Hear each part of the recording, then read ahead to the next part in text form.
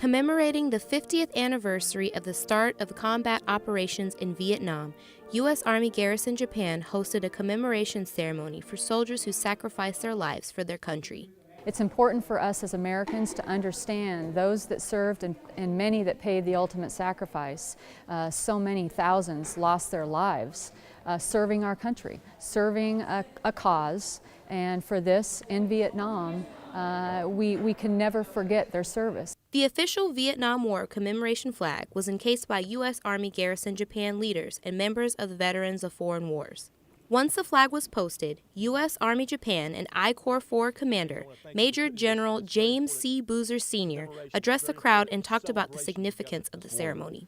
A ceremony that I hope properly recognizes our Vietnam veterans, a recognition they did not necessarily receive when they came home, but deserved. And they deserved our thanks and our prayers every single day for their noble service to our nation. And we will never, in my opinion, ever be able to thank them enough.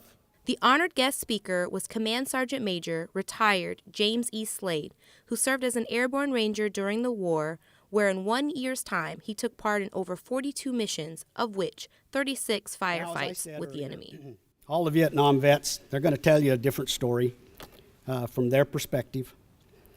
But I don't care what you did, what capacity you were in. I want you to stand up and be proud of what you did. You served your country. Stick your chest out, hold your head up, and say, I was proud that I served in Vietnam. Everybody needs to know the real facts. Sometimes the facts that were put out by the media and by Hollywood, all those kind of places, wasn't the real facts. And they kind of gave the Vietnam veteran a bad name. And so I like to talk about it every time I can and say, no, that isn't true. There was just as honorable, just as tough, just as great as soldiers, just as brave and patriotic as any other war we've ever fought in that war. 7 Vietnam War veterans who live and work in Japan were honored and thanked during the ceremony. The ceremony concluded with a playing of taps. Reporting for U.S. Army Garrison Japan Public Affairs, this is Specialist Lovett.